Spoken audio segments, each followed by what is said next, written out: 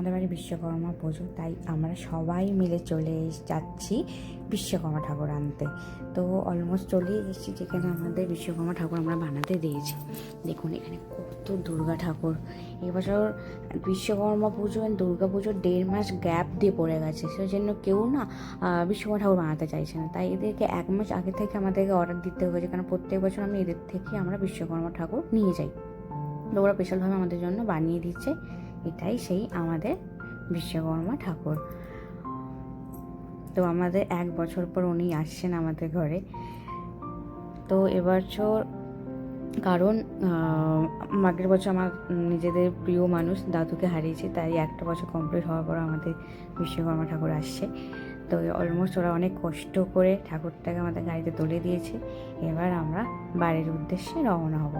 তো অলমোস্ট চলেই এসেছি ঠাকুর নিয়ে। এবার আবার হিমশিম খাওয়া হচ্ছে যে আমার ঠাকুরটা ঘরে তুলবো কী করে, কারণ কারোরই তো অভ্যাস নেই না ঠাকুর তোলার।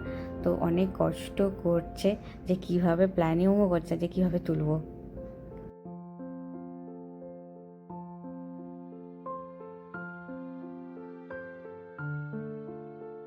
অলমোস্ট আমাদের ঘরে আমাদের বিশ্বকর্মা ঠাকুর চলে এসেছে।